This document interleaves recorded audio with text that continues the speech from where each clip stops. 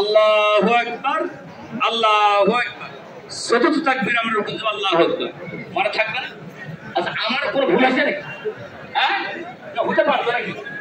না, ঠিক আছে, ইনশাআল্লাহ আল্লাহ সবাইকে সঠিকভাবে নামাজ আদায় করার তৌফিক দান করে বলি আমিন। আমরা সবাই প্রিয় ভাইরা, আমার মোবাইলটা বন্ধ করে নেই, অথবা সাইলেন্ট করে নেই। জি, আমরা সবাই আমরা পায়ে পা রেখে আমরা কাঁধে কাঁধ মিলে আমরা কাতারগুলো আমরা সুন্দর করে নেই, আমরা সোজা করে নেই, আমরা সবাই একেবারে গুছিয়ে আমরা সামনের কাতারগুলো পূরণ করে নেই। সবাই সবাই জি, সামনে কোথাও ফাঁকা আছে মেহরবানি করে সামনের ফাঁকা জায়গাগুলো একটু পূরণ করে নেবে। আসেন প্লিজ, আসেন, দ্রুত সামনের কাতারগুলো পূরণ করবে।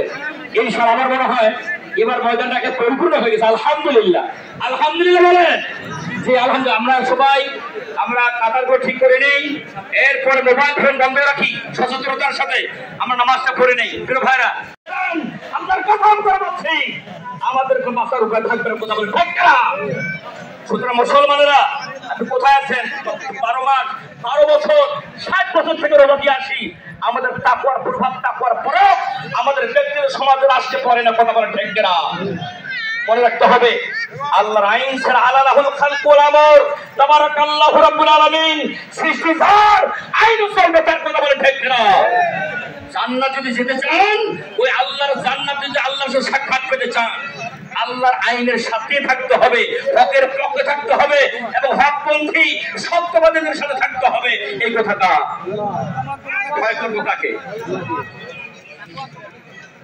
এরপর হচ্ছে 5 নম্বর ইহসাসুজ জিম্মা, দায়িত্বের সচেতনতা। আমরা যে একজন দায়িত্বশীল, আচ্ছা আপনি যে একজন দায়িত্বশীল, আপনি সেটা মনে করেন ইন্নী জাইলুন ফিল আরদে, বলেন বলে ইন্নী জাইলুন ফিল আরদে খলিফা। আমরা একজন খলিফা। কার খলিফা?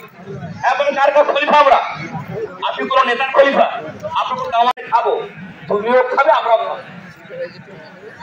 তো বলছে যে না, এটাও সম্ভব না। ওখানে রাখাল তোমার এই অসংখ্য শত শত হাজার হাজার বকরি ভেড়া দুম্বার পাল থেকে আরে একটা বকরি বা একটা দুম্বা তো হারাই যেতেই পারে, অত পাক খেয়ে নিতে পারে।